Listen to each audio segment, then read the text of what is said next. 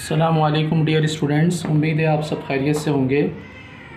आज की क्लास में मैं आपको कंपाउंड इंटरेस्ट के हवाले से गुज़िश्ता जो टॉपिक हमने समझा था उसी को मैं लेकर आगे चलूँगा और आज मैं डिफरेंट एग्जांपल से आपको इंशाअल्लाह कंपाउंड इंटरेस्ट एक्सप्लेन करूँगा।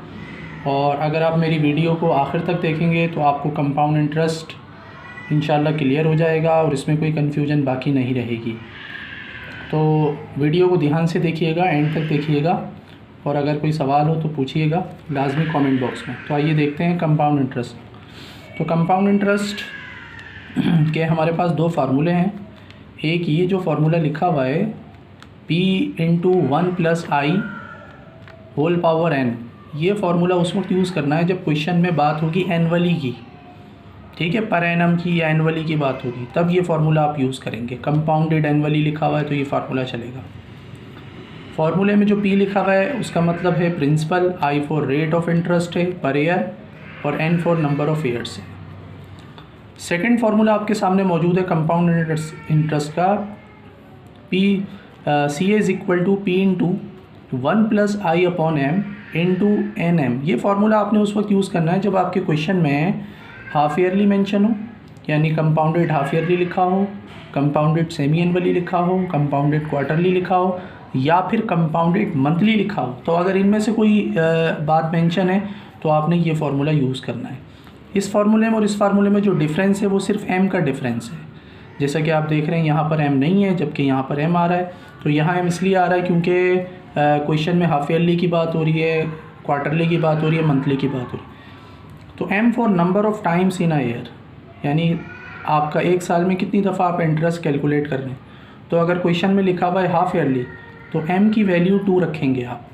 अगर क्वार्टरली लिखा हुआ है तो m की वैल्यू आपने 4 रखनी है और अगर मंथली लिखा हुआ है तो m की वैल्यू आपने 12 रखनी है।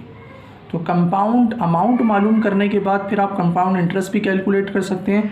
उसका ये फार्मूला लिखा हुआ है, compound interest is equal to compound amount minus principal, ठीक है। तो आइए एक एग्जांपल देखते हैं। एग्जांपल मैंने आपके सामने लिखी हुई है, इसको हम समझेंगे और मैं आपको इससे जो है वो एग्जांपल सॉल्व कराऊंगा। तो आइए चलें देखते हैं इसको।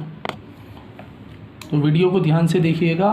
मैं क्वेश्चन आपके सामने रीड कर रहा हूँ। Find the compound interest on ₹5000 at 5% for 4 years compounded annually. देखें कंपाउंडेड एनुअली लिखा हुआ है, इट मीन्स कि हमने पहला फार्मूला यूज़ करना है। तो पहले आप डेटा बना लीजिए।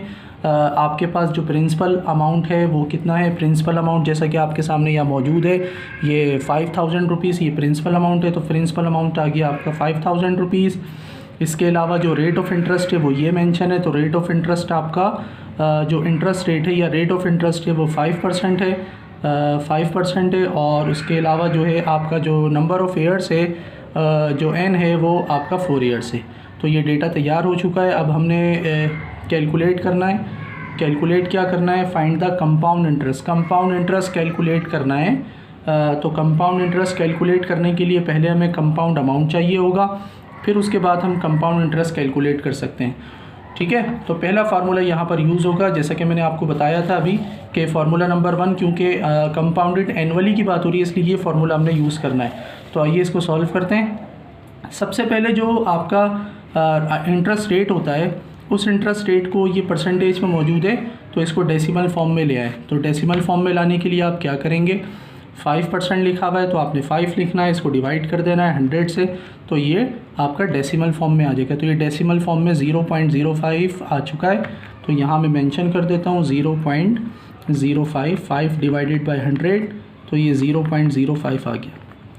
नाउ मैं फार्मूला लिख लेता हूँ इसका। तो मैं अब फार्मूला लिखूँगा इसका कंपाउंड अमाउंट का। तो कंपाउंड अमाउंट का फार्मूला क्या है, जैसा कि मैंने अभी आपको बताया था, P into 1+ interest rate I and whole power n, ये इसका फार्मूला है। तो compound amount is equal to principal हमारे पास 5000 रुपीज़ है, 5000 लिख लीजिए, इंटू 1+ I आपके पास मौजूद है 0.05 लिख लीजिए, इंटू होल पावर n आपके पास कितना है 4 ईयर्स, तो आपने n 4 लिख लेना है। अब आप इसको सिंप्लीफाई कर लें। Compound amount is equal to 5000 into इसको आपने प्लस कर लेना है। तो जब आप इसको प्लस करेंगे 1 में प्लस करेंगे 1 प्लस करेंगे आप 0.05, तो ये आ जाएगा आपका 1.05। तो 1.05 आ चुका है, 1.05। अब 1.05 की पावर आपने कैलकुलेट करनी है 4। तो जैसा कि आपको नज़र आ रहा है कैलकुलेटर में 1.5 आ चुका है। तो 1.05 की पावर हमें कैलकुलेट क्या करनी है, पावर कैलकुलेट करनी है 4। तो ये मैंने पावर 4 रखी है आपके सामने। पावर 4 लेने के बाद देखता हूँ मैं क्या आ रही है पावर 4। तो पावर 4 मेरे पास आ रही है 1.215। तो डेसिमल के बाद आपने 3 नंबर को ले लेना है सिर्फ। तो 1.215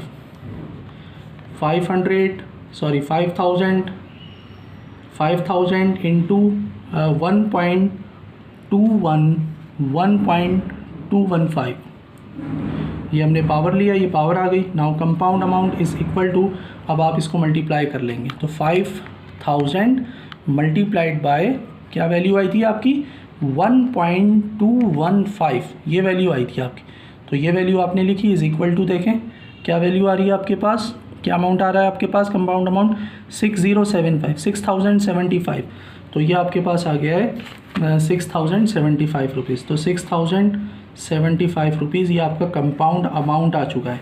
अब जब आपने कंपाउंड अमाउंट कैलकुलेट कर लिया है तो आप कंपाउंड इंटरेस्ट भी कैलकुलेट कर सकते हैं इजीली। तो कंपाउंड इंटरेस्ट का फॉर्मूला आपके सामने क्या लिखवाया था मैंने आपको कि कंपाउंड अमाउंट माइनस प्रिंसिपल। तो कंपाउंड इंटरेस्ट के लिए कंपाउंड अमाउंट लिख लीजिए 6075 माइनस प्रिंसिपल कितना गिवन था आपको 5000। तो 5000 लिख लीजिए। अब माइनस कर लेंगे तो कंपाउंड इंटरेस्ट कितना आ जाएगा आपके सामने, ये 6075 माइनस कर देंगे इसमें से 5000।